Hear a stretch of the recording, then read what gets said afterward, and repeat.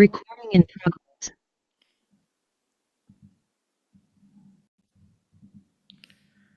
이제 성경 순서상 구약의 맨 끝에 놓인 말라기를 읽게 됩니다. 말라기는 배열 순서로만 마지막이 아니라 구약 전체를 맺어짓는 결론이기도 합니다. 말라기의 내용이 구약을 짧게 요약하고 정리해 준다, 이러한 뜻이지요. 먼저 말라기 선지자의 이름부터 알아보겠습니다. 말라키. 그 뜻은 나의 사자, 나의 메신저. 하나님께서 구약 시대를 마무리하기 위해 보내신 선지자가 바로 말라기입니다. 그의 활동 시기는 유추해 볼 만한 근거들은 있는데 명확하지는 않습니다. 확실한 것은 1장 8절에 총독이라는 단어가 나오는데요. 총독이라는 단어가 쓰였다는 것은 바벨론 포로기 이후로 볼 수 있지요. 또 느헤미야가 다루었던 유대 공동체의 문제점들이 말라기서에 고스란히 등장합니다. 총독이 언급되었고 또 느헤미야가 다루었던 문제들이 그대로 반복되는 것. 그렇게 미루어 보았을 때 말라기의 사역과 느헤미야의 사역이 시기상 겹친다고 볼 수 있습니다. 그러니까 이 두 사람이 동시대 사람일 거다라고 추측할 수가 있겠죠. 그러나 말라기가 느헤미야와 함께 예루살렘에서 협동 사역했는지 아니면 느헤미야가 아예 페르시아로 돌아간 후에 혹은 느헤미야가 죽은 후에 말라기가 홀로 사역했는지는 알 수 없습니다. 동시대이긴 하지만 느헤미야가 말라기에 대해 언급하지 않았고요. 말라기 역시 느헤미야를 언급하고 있지 않아요. 아마 느헤미야가 죽었거나 혹은 페르시아로 돌아간 후에 말라기가 사역한 것이 아닐까 생각합니다. 확실한 것은 에스라, 느헤미야, 말라기 이들 세 사람이 거의 비슷한 시기에 사역을 했다라는 것입니다. 이 점을 염두에 두셨으면 좋겠고요. 그렇다면 우리는 말라기서를 따로 떼어놓고 그냥 한 권 독자적으로 읽어서는 안 된다라고 생각할 수 있겠습니다. 적어도 느헤미야와의 사역 연계성을 고려하여야 합니다. 그래야 말라기를 제대로 이해할 수가 있어요. 느헤미야의 사역을 생각해 보시기 바랍니다. 먼저 느헤미야는 무너진 예루살렘 성벽을 다시 쌓았습니다. 하드웨어를 구축한 거지요. 또 말씀 회복 운동을 펼쳤습니다. 7월에 나팔절과 초막절을 기점으로 해서 느헤미야와 에스라는 말씀의 반석 위에 공동체를 세웠습니다. 이때 은혜 받은 백성이 크게 울고 회개하며 신앙을 다짐했지요. 그들의 다짐이 느헤미야 10장에 나오는데 다시 한번 상기해 보면 첫 번째, 그들은 이렇게 다짐했습니다. 이방인과의 통혼을 멈추겠다. 둘째, 안식일을 거룩히 지키겠다. 셋째, 안식년을 지키겠다. 넷째, 번제단에서 사용할 나무를 바치고 또 일정의 헌금으로 성전 관리 비용을 부담하겠다. 다섯째, 첫 열매를 드리고 여섯째, 11조를 드려 제사장과 레위인의 생계를 책임지겠다. 이러한 내용으로 하나님 앞에 다짐을 했습니다. 하지만 느헤미야가 페르시아로 잠깐 돌아간 사이에 백성들은 이 다짐을 다 어겨버렸어요. 고위층은 느헤미야의 개혁을 무마시켰고요. 대제사장 엘리야십부터 신앙인다운 면모를 보이지 못했습니다. 그는 암몬 사람 도비아라는 악인을 위해 성전 안에다가 그 사람의 거처를 마련해 주었습니다. 이처럼 대제사장이 사리 분별 못하고 타락하니까 백성이 타락하는 것은 말할 필요가 없겠지요. 그들은 이방인과 통혼하고 안식일에 장사하고 11조 및 각종 헌물 약속을 취소해 버렸습니다. 그 결과 레위인의 먹고 살 길이 끊겼고요. 그들은 생계를 위해 알바를 뛰어야 해서 성전을 떠나버렸습니다. 결국 성전이 제대로 돌아가지 않았고 말씀 교육도 멈춰버렸습니다. 이러한 내용이 느헤미야 마지막 장에 기록되어 있는데 말라기서에 고스란히 나와요. 느헤미야가 자리를 비운 기간 1년 정도였습니다. 백성의 타락 속도는 생각보다 빨랐고요. 다시 돌아온 느헤미야는 이러한 참사를 보면서 엄청 답답해합니다. 그렇게 느헤미야서가 마무리되었는데 말라기를 읽어본 분은 아시겠지만 느헤미야가 아예 떠났나 봐요. 말라기의 문제 그대로, 느헤미야의 문제가 그대로 이어져서 말라기에 등장하는 것입니다. 조금도 개선되지 않았어요. 우리가 말라기 하면 11조 헌금 봉투에 새겨진 말씀만 떠올리게 됩니다. 맞아요. 느헤미야의 부재 중 사람들이 11조 드리겠다는 다짐을 취소했기 때문에 말라기서에 그러한 경고 말씀이 나오는 거죠.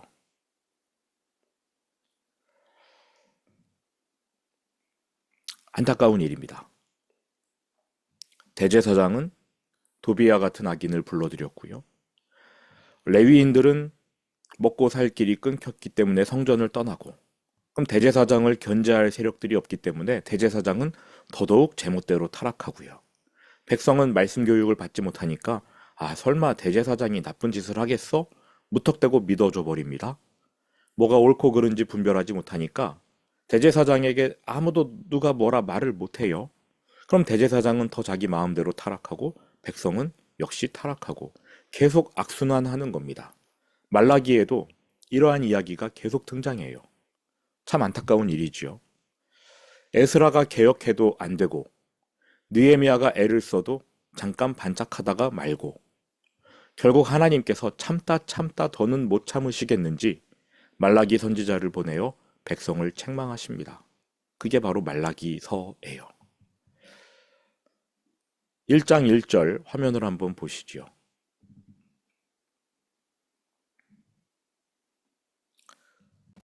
함께 읽겠습니다. 여호와께서 말라기를 통하여 이스라엘에게 말씀하신 경고라. 여호와께서 말라기를 통하여 이스라엘에게 말씀하신 경고라. 말라기서의 내용이 이미 특징되었습니다. 경고예요. 근데 한번 생각해 보면요. 느헤미야가 다루었던 문제, 그리고 말라기에 이어지는 문제, 이러한 문제점들은 이 시대의 문제만은 아니었습니다. 이스라엘 나라가 시작되면서부터 대두된 문제들이었어요. 처음부터 이스라엘 사람들은 이방인과 통혼했고요. 이방신을 들여와 섬겼습니다. 안식일을 밥 먹듯 어겼고요. 안식년은 유사일에 한 번도 지키지 않았습니다. 간혹 성전에 예물을 드리긴 했지만 하나님을 사랑하는 마음 없이 하나님이 받지 못할 역겨운 예물이 되어버리게끔 의무감으로 내놓곤 했지요. 그러니까 구약시대 내내 이 백성이 같은 죄를 반복한 겁니다. 그러므로 말라기서에 나오는 이 책망, 하나님의 경고의 말씀은 그 동시대 사람들에게만 해당하는 것이 아니라 구약 전 세대 모든 공동체에게 해당한다고 볼 수 있습니다. 그래서 말라기가 구약 성경 전체의 결론인 거예요. 그 결론이 우리가 방금 읽은 1절처럼 경고로 끝난다는 겁니다. 말라기 마지막 절도 경고로 끝나지요. 시작도 경고, 끝도 경고, 구약 성경 전체의 주제인 이 말라기, 경고로 끝난다는 겁니다. 말라기에는 하나님의 책망과 백성의 항변이 대화 형식으로 기록되어 있는데 총 6차례 하나님의 책망, 백성의 항변 반복됩니다. 첫 번째로 하나님께서 내가 너희를 사랑했다 말씀하시니까 백성이 대듭니다. 하나님이 언제, 어떻게 우리를 사랑하셨습니까? 하나님이 두 번째로 제사장들아 너희가 나를 멸시했다. 그러자 제사장들이 우리가 언제 하나님을 멸시했습니까? 세 번째로 하나님께서 너희가 나와의 언약을 깨뜨려 이방 여인과 통혼하고 본부인은 내쫓았다. 그러자 백성들이 우리가 언제 그랬습니까? 네 번째로 하나님이 너희가 이러이러한 죄악으로 나를 피곤하게 했다. 그러자 그 백성은 우리가 언제 어떻게 하나님을 피곤하게 해드렸다는 말입니까? 다섯 번째, 하나님이 너희가 내 11조를 도둑질해 갔다. 그러자 그 백성이 우리가 뭘 어떻게 도둑질했습니까? 여섯 번째, 너희가 완악한 말로 나를 대적했다. 우리가 언제 그랬습니까? 여섯 차례 하나님과 백성의 논쟁으로 말라기서가 구성되어 있어요. 책 한 권 전체가 하나님이 책망하면 백성이 대드는 말대꾸로 되어 있습니다. 이러한 책은 제가 본 적이 없어요. 그런데 이 책이 구약 성경의 결론입니다. 구약 전체를 아우르는 요약서예요. 하나님의 책망은 구약의 모든 세대 모든 백성을 향해 있고 마찬가지로 그 백성의 말대꾸 역시 모든 세대 모든 백성의 것이었습니다. 이러한 관점으로 말라기를 읽으면 이 책이 왜 구약의 결론인지 이해할 수가 있게 됩니다. 그러니까 구약 시대 내내 하나님은 그 백성을 책망하셔야 했고 구약 시대 내내 그 백성은 하나님께 말대꾸해야 했다는 겁니다. 앞서 말씀드렸듯 하나님의 책망은 총 6가지입니다. 첫 번째, 백성이 하나님의 사랑을 깨닫지 못했다. 둘째, 제사장들이 하나님을 멸시했다. 셋째, 백성이 하나님과의 언약을 어겼다. 넷째, 이러한 죄악으로 인해 하나님을 괴롭혔다. 다섯째, 11조를 포함하여 레위인들이 먹고 살 길, 즉 성경을 배울 수 있는 길이 끊어졌다. 여섯째, 완악한 말로 하나님을 대적했다. 이스라엘 나라가 시작되기부터 모세 때부터 말라기 시대까지 햇수로는 1000년인데요. 이 백성이 1000년 동안 6가지 죄를 계속 반복했습니다. 이 6가지 죄악 중 가장 큰 죄, 나머지 5개의 뿌리가 되는 죄는 무엇일까요? 첫 번째죠. 하나님의 사랑을 깨닫지 못한 것. 여러분, 하나님의 사랑을 깨닫지 못한 것 자체가 굉장히 큰 죄라고 말라기서가 이야기하고 있어요. 1장 2절입니다. 화면을 보시기 바랍니다. 화면에 띄워드릴게요. 1장 2절 같이 읽사. 여호와께서 이르시되 내가 너희를 사랑하였노라 하나 너희는 이르기를 주께서 어떻게 우리를 사랑하셨나이까 하는도다. 하나님께서 지적하신 6가지의 죄 중에 제일 먼저 등장하고 이 죄 때문에 나머지 5가지가 유발되는 근원의 죄. 하나님은 그 백성을 사랑하셨으나 그 백성은 하나님의 사랑을 깨닫지 못한 이것이 가장 큰 죄입니다. 하나님께서 이스라엘 백성을 사랑하셨대요. 정말로 사랑하셨지요. 그런데 그 백성은 하나님의 사랑을 느끼지도 깨닫지도 못했습니다. 이것이 1000년간 이스라엘 백성이 반복했던 가장 큰 죄예요. 여러분, 이스라엘이 지은 죄 무지하게 많습니다. 언어로도 짓고 생각으로도 짓고 마음으로도 저지른 죄 정말 많아요. 그런데 하나님이 가장 먼저 지적하신, 경고하신 모든 죄의 근원이 되는 죄, 이것입니다. 주께서 어떻게 우리를 사랑하셨나이까? 이스라엘 나라가 시작되기 전 에덴 동산으로 가도 마찬가지입니다. 뱀이 하와를 어떻게 유혹합니까? 하나님께서 동산 모든 열매를 먹지 말라 하셨느냐? 아니잖아요. 하나님은 선악과 하나만 먹지 말라고 하셨는데 뱀은 그 말씀부터 비틀어서 하나님이 너네를 사랑하지 않는다. 하나님이 동산 모든 열매를 먹지 말라고 하신 것 같은데 맞지? 이렇게 물어보기 시작해요. 그리고는 하와가 어쩔 줄 몰라 대답하니까 너넨 절대 죽지 않아. 너희가 그거 먹으면 너희가 하나님처럼 될까봐 하나님이 인색해서 너네 못 먹게 하는 거야. 하나님은 너네 사랑하지 않아. 에덴 동산에서의 죄도 거기서 시작된 거 아닙니까?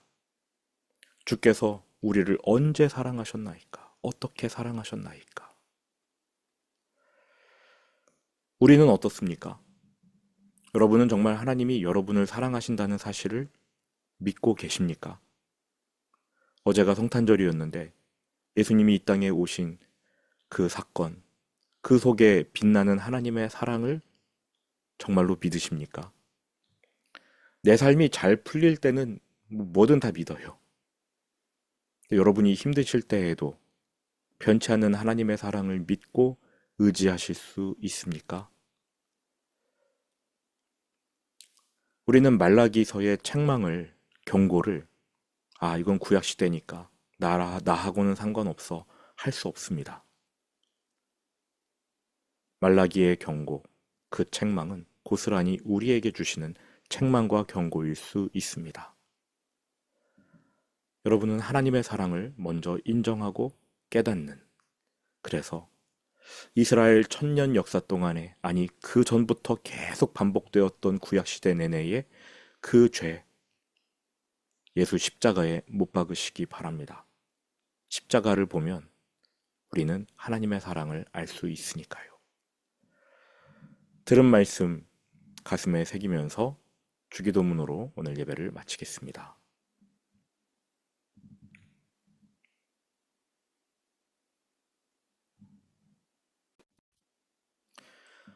하늘에 계신 우리 아버지, 아버지의 이름을 거룩하게 하시며 아버지의 나라가 오게 하시며 아버지의 뜻이 하늘에서와 같이 땅에서도 이루어지게 하소서.